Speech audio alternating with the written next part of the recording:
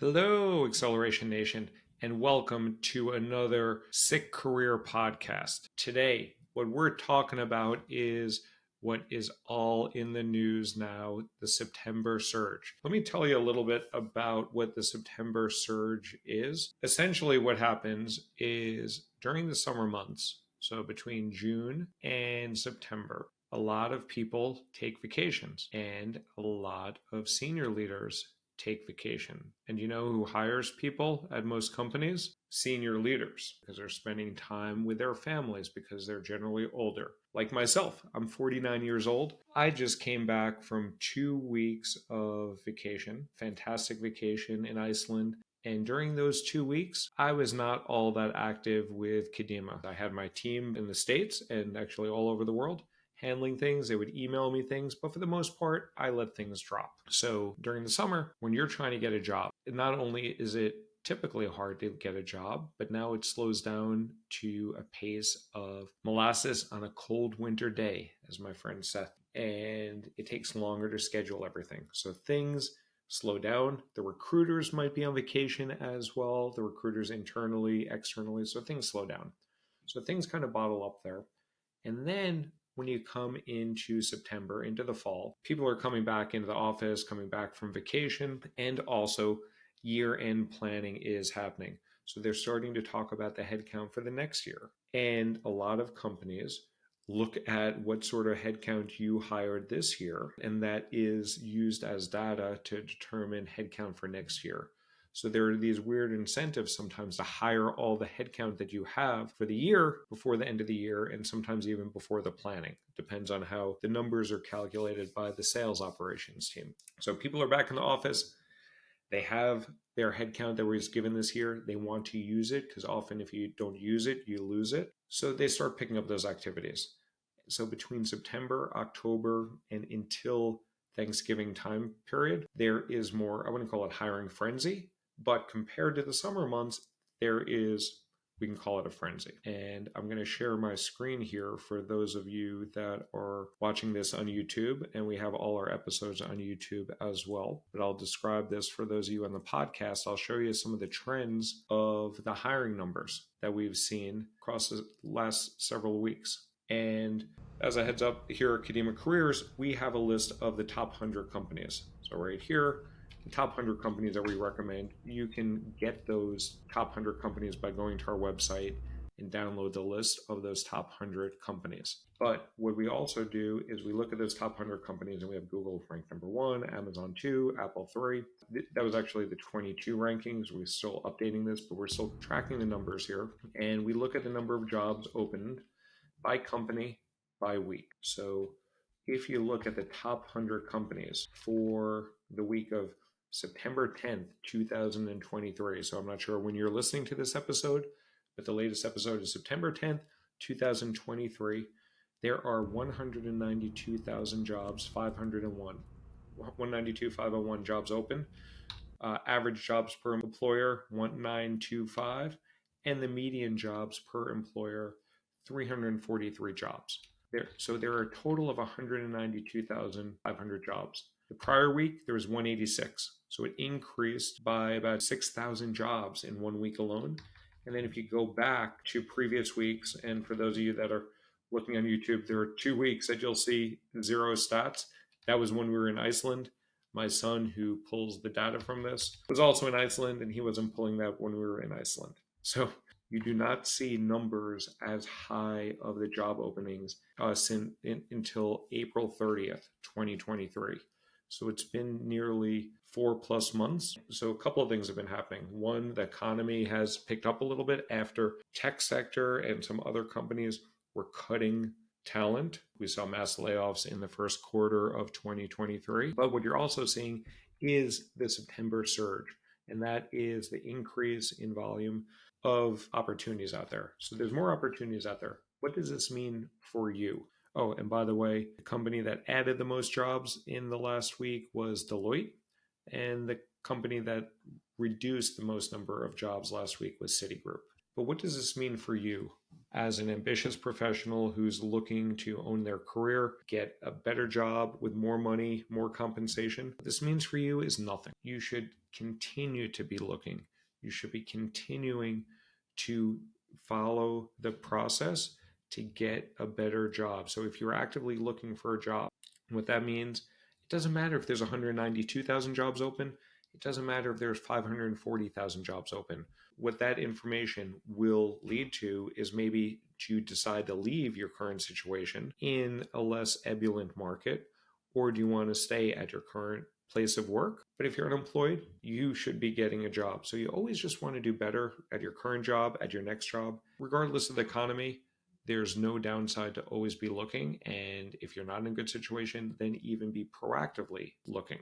So what this means for you as an ambitious professional is you continue to follow the growth framework, the job acquisition method.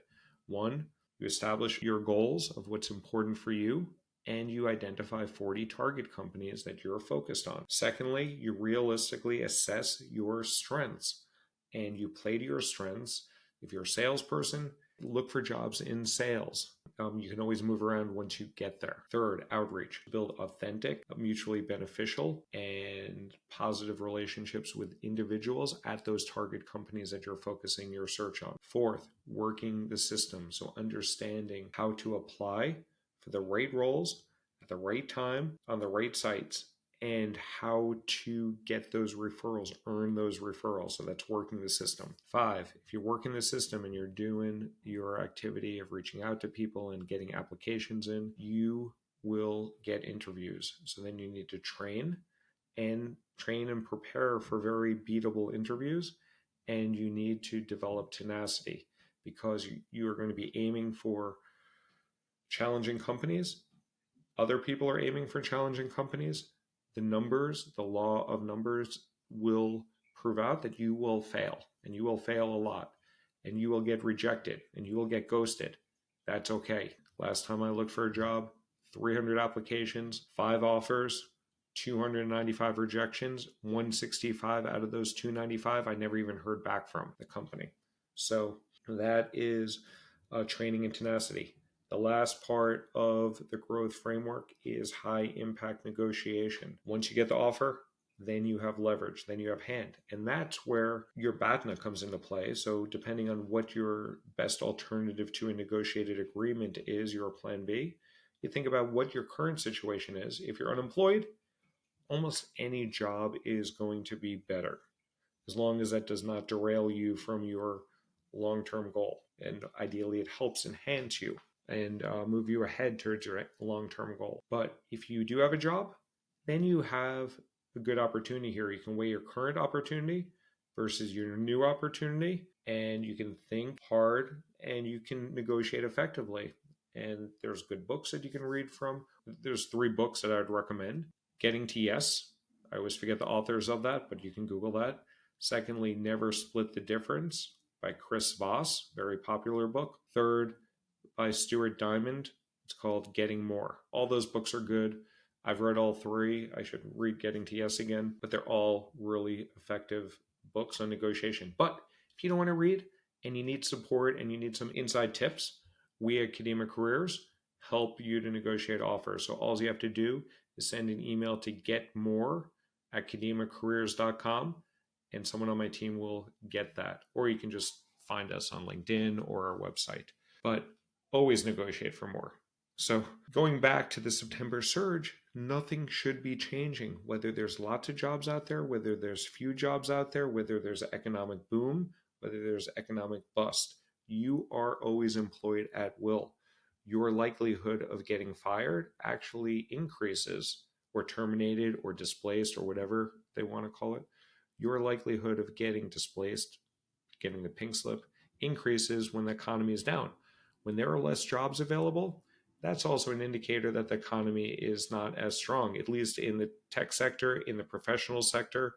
There's lots of, I guess I call them blue-collar jobs, like restaurant jobs, hospitality jobs. Those are desperately in need still, I think, since the COVID epidemic. But knowledge workers, the volume is not as high as it was a couple of years ago. So keep looking if it makes sense for you to keep looking. I always tell people, always be looking. You can determine the proactivity level that you want. If you're happy in your role, if you have kids, like young kids you want to spend time with, If you're satisfied in your job, you don't need to be proactive with your search. It's totally cool to hang out. It's totally cool to be enjoying a job that you know what to do, you're familiar with it, you're earning decent money, and you like the people you work with. Totally cool. But want to accelerate your career, unhappy in your situation, then you follow the growth framework. Also, even if you are passive, even if you're hanging out with your newborns and kids, if you get an inbound interview request, I'm not saying to be proactive, but someone reaches out to you and something is potentially interesting, take the interview. Go through the repetition so that when you do need to interview, you will be prepared. Plus, you may find out that this new opportunity turns out to be quite interesting. It also gives you an opportunity to go back to your original employer as leverage. And if you're fighting for promotion or you're fighting for a raise, that gives you leverage. But again, you need to do that carefully because the company could call your bluff and take your resignation. So that's all I got today on the September surge. So the September surge is real. What happens is companies increase their hiring in September, October, November. Then it dissipates until the new year, and then it picks up again in the new year. So there is a September surge. For you as the professional, the ambitious professional, keep doing what you're doing. Keep owning your career. Always be looking, always be learning.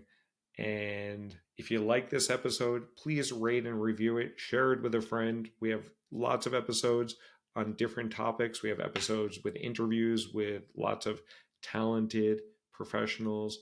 We have some episodes like this where I just go deep into a subject, and we're testing out episodes also where we're going to be coaching prospects, actually people that can't afford our program and want to get an episode and get a free coaching session with me. So we will do a free coaching session with you, and we will release that episode as well. So if you're interested in that, reach out to me. You can always reach out to me at alan@kademacareers.com or find me on LinkedIn.